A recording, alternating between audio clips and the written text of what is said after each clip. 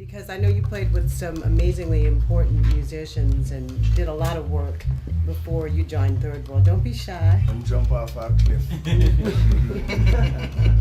He's the one on the Rick's Cafe poster. That's him. So tell folks who you worked with. You can even use my microphone. This is Tony Ruption, drummer for Third World. Otherwise known as Zaga. Zagging. From Zagville. Zaga. So Zaga, tell folks where you played before. I reside in Montego Bay, so I'm always on the North Coast hotels and play with a few bands. Same band, I work with Julian, Damon Marley, and did a project with Stevie Wonder, who took us to LA in the days. And that album didn't really release, but the experience was amazing. So, and I did a couple of years with Jimmy Cliff, about 7 years with Jimmy Cliff.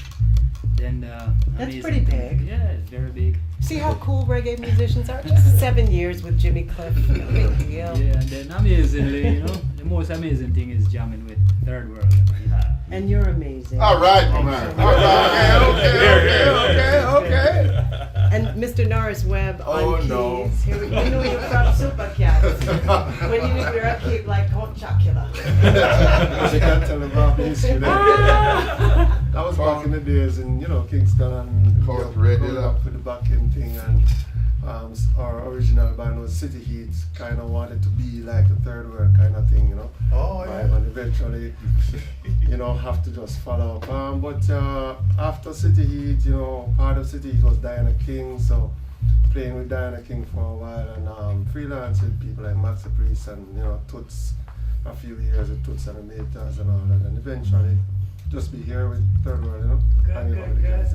Mentioning big names and people with good taste. Maurice, honestly, you're new. You're the newest member of Third Very new, World. very new. So yeah, it's been a little while since the womb. Tell us how you got to Third World. My name is Maurice Gregory. Smooth lion. Okay, Smooth Lion. Yeah, the same band, same band.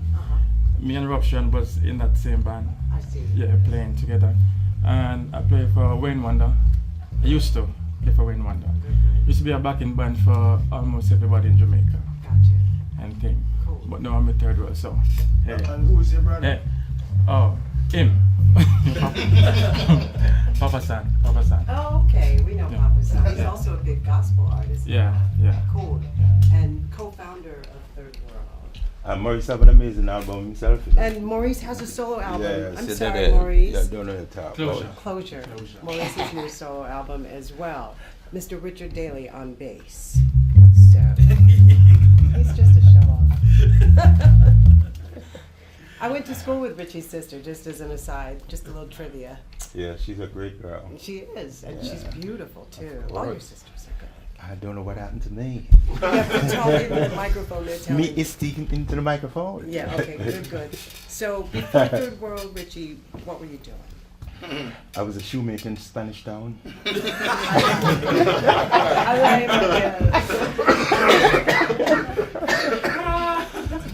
No, I used to bounce around with different bands.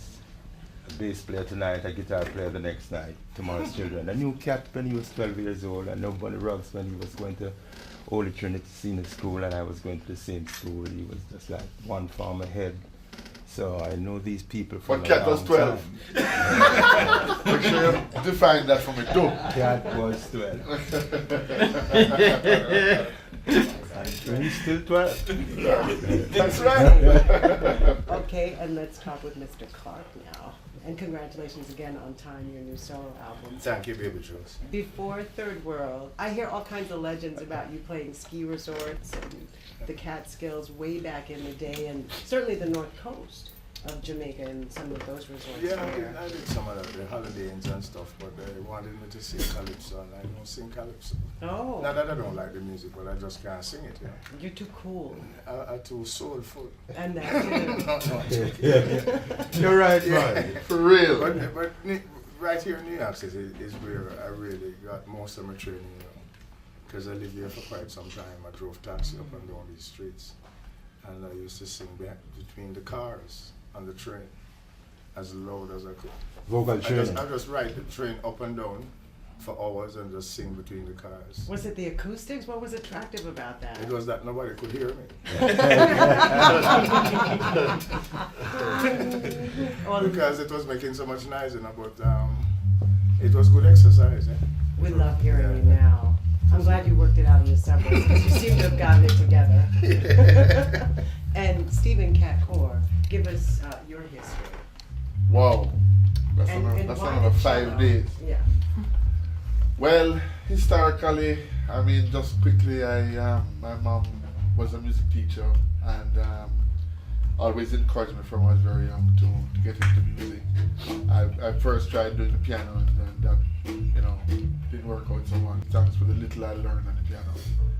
And I got interested in cello through the fact that my mom used to play a lot of Casals records, Pablo Casals records, and she sent me to music school to learn the cello. And I was doing pretty well. I was passing exams with flying colors. I had, a possibility of going to Juilliard because one of the professors there saw me when I was 13 and really got interested. But I fell in love with guitar and I began to hang out with guys in the neighborhood who, in those days, the main thing to do was to try and start a band, because the Beatles were kicking, the Rolling Stones were kicking, and those were the guys who saw, and the brand new black and white TVs that came, But still, across the gully we heard. Maurice is laughing at you. I just want to point that Yeah, out. because it come with thing color, but I don't know when the test pattern was black and white. So. They used to put a color screen over the television. Yeah, for real. But yeah, I mean, and then I joined within a circle. I did some time with them. I joined them when I was 13 and I went on with them until I was 16 years old and I broke away. Did you work with Jacob Miller within your circle? No. In fact, the year I left the band, Jakes joined the band. But I knew Jakes very well because he would come from time to time and he would sing with us and so on. So, and I give thanks to Roger and Ian from Inner Circle a lot and Tauta because I learned so much from them in terms of, being in a band that was, working around Jamaica, doing dances, doing, hotels as Rob said and stuff like that. We did stuff like that. But fortunately for us, when we came along, we weren't forced to sing calypso like what Rob was saying. By that time, it was already accepted that reggae music was a coming force. You had Delroy Wilson, you had Alton Ellis, you had, of course, Bob Marley and Wailers, Bob Marley, who has the same birthday as Mr. Cole. Yeah. Do you want to tell folks the story that you told me about what you and Bob did every year on your birthday that you could get together? Well, I think it was 2 occasions. One story, Cat and myself went to look for him and took a pound of lamb's bread to him.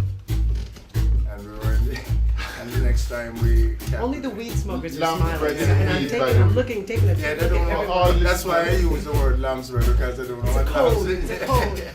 And there was another time at Cat's house when quite a few of us was there and we celebrating birthdays. But was it a pound of lamb's bread? The second time it was a acre. Just have to verify that. We're with Third World Live on the joint on Sirius XM, and they're now going to perform a tune from Patriots.